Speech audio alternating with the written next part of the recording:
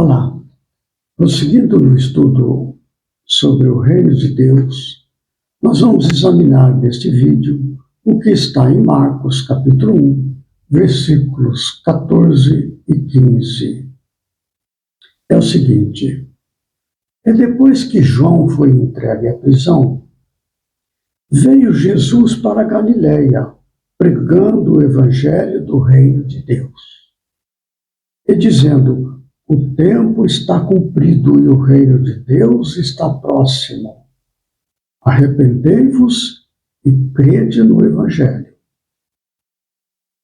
Estes são os textos onde surge a ideia reino de Deus, tanto no versículo 14 quanto no versículo 15.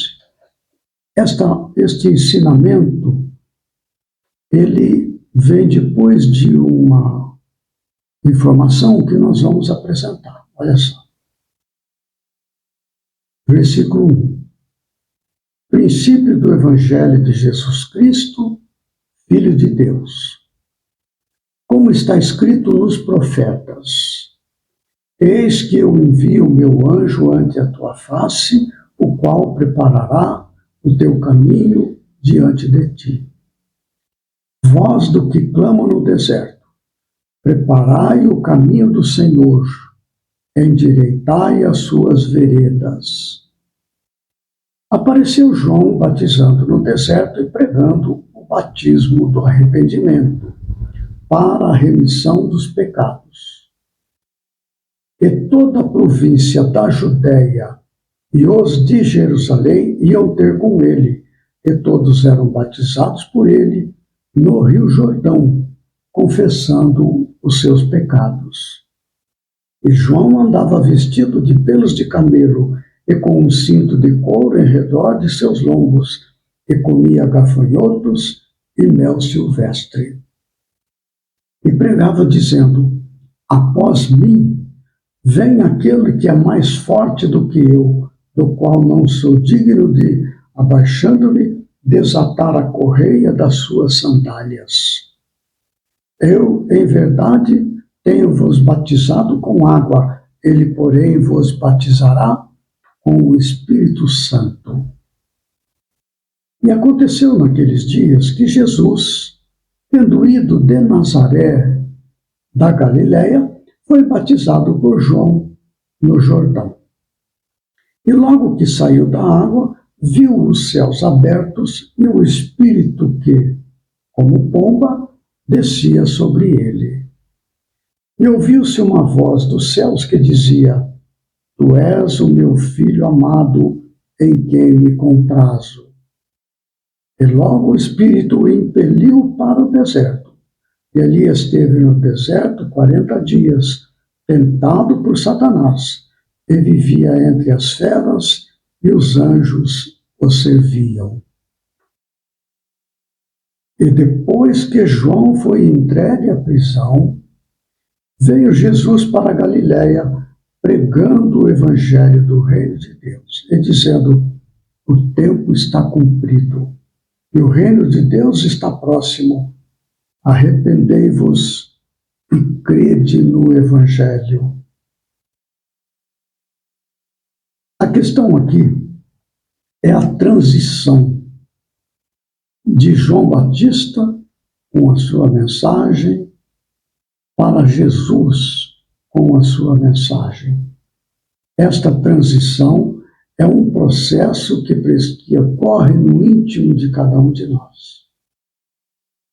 João, ele ensinava o arrependimento e a remissão dos pecados através do batismo com água. O batismo era uma simbologia deste processo de arrependimento, que é uma modificação da disposição íntima para a vida, seguindo os ditames do mundo para seguir os ditames do reino de Deus, segundo os ensinamentos da Torá e dos profetas, que é o que João o Batista pregava. Então, do arrependimento para o Evangelho. Esta transição. Aí Jesus assume ele somente assume o comando do processo de orientação para que no íntimo nós possamos transitar também do arrependimento para o Evangelho, quando ele diz ali, depois que João foi para a prisão, foi entregue à prisão, ele não assume, até que a missão de João estivesse plenamente cumprida. Quando ele foi para a prisão, não sairia mais. Aí Jesus assume, inicia agora a etapa do Evangelho. Depois que João foi entregue à prisão, veio Jesus para a Galiléia. Ele não foi para Jerusalém, que era o centro, né, dos interesses, da cultura, do conhecimento, da religião, etc. Onde tinha ali os pensadores, conhecedores, não. Ele foi lá para Galiléia, lá para Cafarnaum, onde a partir de então ele passou a convidar aqueles que seriam seus discípulos primeiros e depois apóstolos. Foi formar o seu grupo, dar início à sua missão. Pregando o evangelho do reino de Deus, lá na Galiléia, e dizendo, o tempo está cumprido, a etapa de preparação está encerrada. Ali encerrava o ensinamento do Antigo Testamento. Agora era o Evangelho. O tempo está cumprido e o reino de Deus está próximo. No momento em que começa a divulgar o Evangelho, que é a orientação para que a criatura suba de nível de vivenciar o reino do mundo para vivenciar o reino do Espírito, o reino de Deus. Arrependei-vos e crede no Evangelho. Para que isto se dê, para que possamos vivenciar o reino do Espírito, é necessário, como dizia João Batista, arrependei-vos. E Jesus acrescenta, e crede no Evangelho. E ele, a partir daquele momento, estava começando a divulgar o Evangelho do reino de Deus. Então, o arrependimento é uma mudança de disposição não mais para as coisas do mundo, mas para as coisas de Deus. Crede no Evangelho. Como é que eu faço para vivenciar as coisas do reino de Deus? Vivenciando os ensinos do Evangelho. A doutrina espírita nos fala sobre esta transição, como processar esta mudança do reino do mundo, onde cometemos muitos erros, carregamos culpas e ficamos fugindo da responsabilidade, levando remorsos, mas não modificando atitudes. A doutrina espírita vem a trazer orientação sobre isso, detalhando este ensinamento de Jesus. Nós vamos encontrar no livro O Céu e o Inferno. Aqui está. Na primeira parte, no capítulo 8 desta primeira parte, tem ali o Código Penal da Vida Futura. O capítulo 8, as penas futuras segundo o Espiritismo. São 25 itens a respeito das penas futuras, suas causas, a sua superação. No 8º item fala assim, a respeito, naturalmente, desta questão do arrependimento, dessa transição, largar as coisas do mundo para as coisas de Deus. Olha só. A duração do castigo, castigo é a consequência dos atos, porque carregamos na consciência a culpa. Porque o reino a lei de Deus está na consciência. A duração do castigo está subordinada ao aperfeiçoamento do espírito culpado. Nenhuma condenação por tempo determinado é pronunciada contra ele. Você vai pagar aqui 30 anos. Não é assim. O que Deus exige para pôr fim aos sofrimentos é o arrependimento, a expiação e a reparação. Arrependimento, expiação das faltas e fazer a reparação dos danos causados. Em resumo, um aperfeiçoamento sério, não é da boca para fora, um arrependimento sério, efetivo, assim como um retorno sincero ao bem. O espírito é, assim, sempre árbitro de seu próprio destino.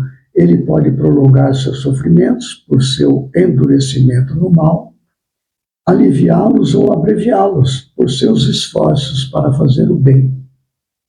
Olha a mudança, né? Uma condenação por tempo determinado teria o duplo inconveniente de ou continuar a atingir o espírito que se houvesse aperfeiçoado. Se fosse por tempo determinado, o espírito já superou, está ali sofrendo o castigo. Não, isso não existe. Ou cessar quando ele ainda estivesse no mal. Você é 30 anos de castigo, mas passou os 30 anos, a pessoa não mudou, continuou fazendo mal. Não está correto.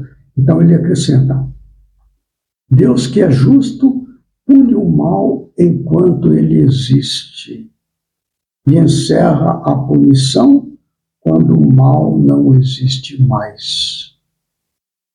Assim se acha confirmada esta expressão, que está escrita lá no profeta Ezequiel: Eu não quero a morte do pecador, mas que ele viva, e eu o acusarei até que ele se arrependa.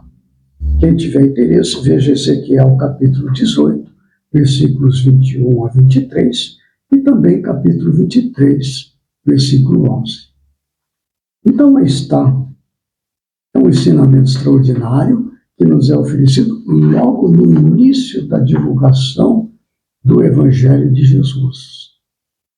É preciso arrependimento, esta mudança de disposição íntima, acertar aquilo que está errado dentro de si, a culpa através da expiação, para consolidar o aprendizado e não retornar mais naquelas quedas de consciência, e reparação, para que nós estejamos livres de qualquer culpa, de qualquer ligação com aquilo que fizemos de errado.